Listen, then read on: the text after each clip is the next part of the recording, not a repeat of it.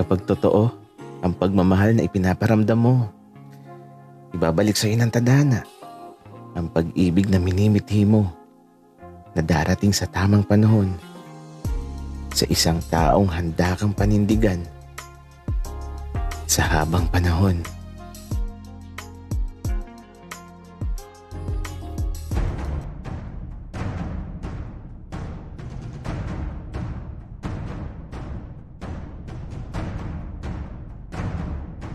Kaibigan, huwag mong kalimutan mag-subscribe sa aming channel at huwag din kalimutan i-click ang notification bell at subscribe button. Subscribe na!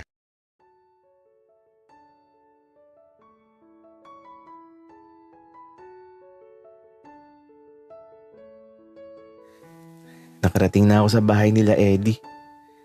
At heto, pinuntahan kami ng pusang itim na eto, naglalambing kay Eddie. Sayang nga lang at tulog na ang tatay at nanay niya. At eto, dahil pagod din kami, nakatulog na ako kaagad. Sa kinabukasan ko na lang susulitin ang lugar kung saan nagkaisip si Eddie. Mukha kasing maganda sa lugar na to. Mukhang mag-e-enjoy ako dito. Sa isang banayad na halik sa mga labi ko, nagising ako bigla kahit hindi pa sapat ang tulog ko. At aba, nang tingnan ko ang oras, 3:30 pa lang ng madaling araw.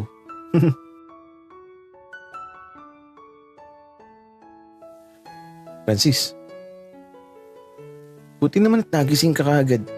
Tara, samahan mo ako. Eddie, saan tayo pupunta? Napakaaga pa. Francis, huwag ka na magtanong. Bumangon ka na dyan. At baka tanghaliin tayo. Kaya ito, wala na akong nagawa. Bumangon na din ako kaagad at eto, tulog pa din ang tatay at nanay niya. Napakaaga pa kasi.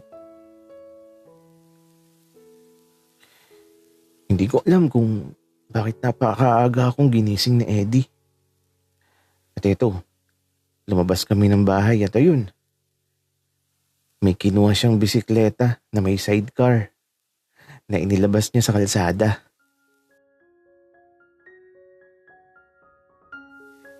Francis, sakay na.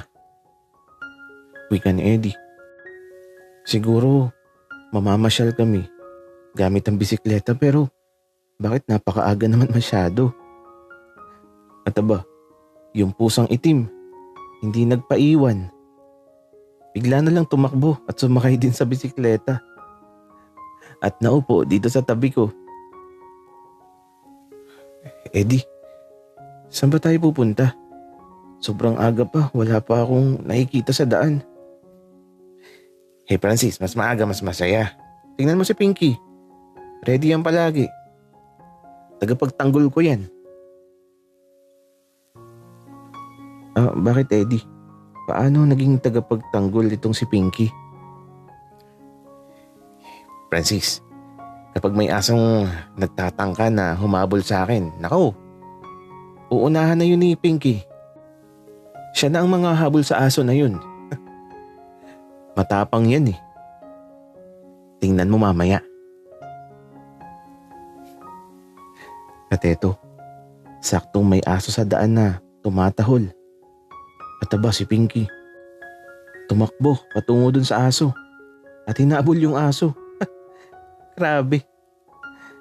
Tumakbo talaga yung aso. Natakot sa pusa ni Eddie. At eto, sumakay na ulit sa bike si Pinky na parang walang nangyari. Nakakatuwa naman ang pusa na to. Ang tapang niya.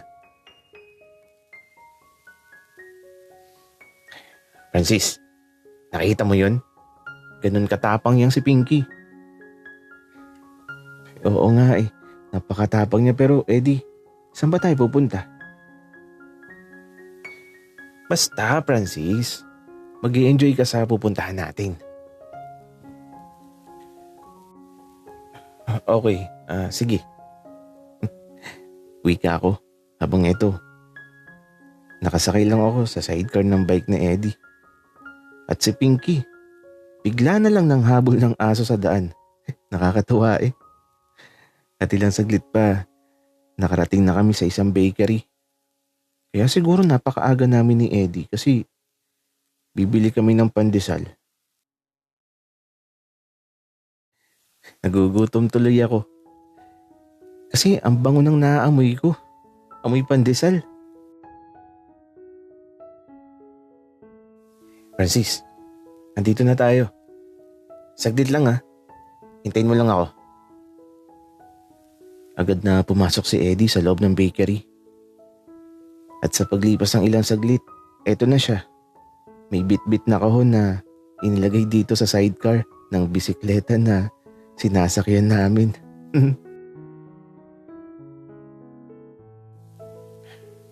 Francis, ready ka na ba? Magtitinda tayo ng pandesal ngayon para maranasan mo ang uri ng pamumuhay ko dito. Handa ka na ba? Sa totoo lang, akala ko bibili lang kami ng pandesal pero magtitinda pala kami. At aba, binigyan ako ni Eddie ng isang bagay na hindi ko alam kung anong tawag. Eddie, ayos to ah. Sige, tara na magtinda. Pero anong gagawin ko dito sa parang torotot na to? Francis, pot-pot ang tawag dyan. Pisain mo lang yung bilog at tutunog na yan. Wika ni Eddie, kaya sinubukan ko kaagad. At grabe, natunog nga talaga yung pot-pot. Francis, kumain ka na din ng pandesal kasi mapapalaban ka ng pagtitinda. Eddie, ilan ang pwede kong kainin? Francis, kumain ka hanggang kaya mo. Wika ni Eddie. Kaya ito, nagsimula na kaming magtinda ng pandesal. At ako yung taga-pot-pot. Bawat kanto iniikot namin. Hindi ko na nga alam kung saan kami nakakarating. Basta, nag-e-enjoy lang talaga ako sa pagtitinda namin.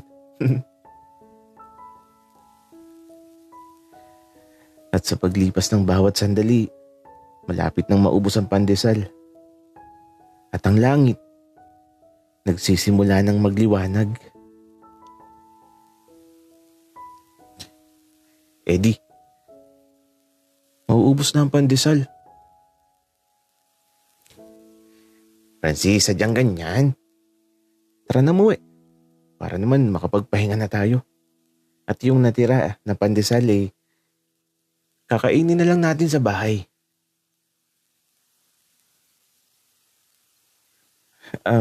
Eddie, sobrang busog na ako. Napakadami ko nang nakain na pandesal. 10 piraso na yung nakain ko. Ang lakas mo namang magpandesal, Francis. Pero mas masarap ang pandesal na may hotdog na palaman. Alam mo ba yun?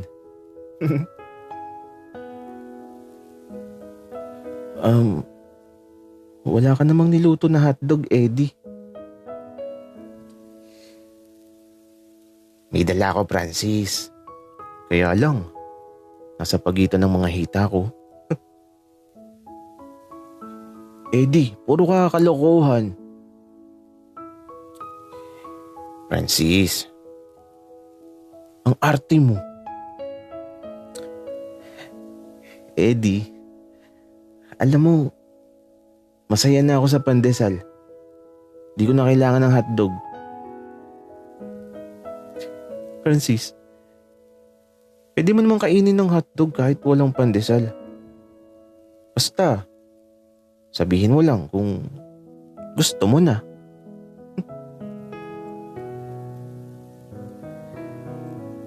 Hindi ko na pinansin si Eddie pagkatapos niya magsalita. Kunwari, wala akong narinig.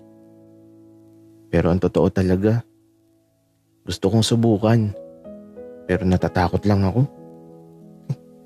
Hindi ko pa talaga kaya.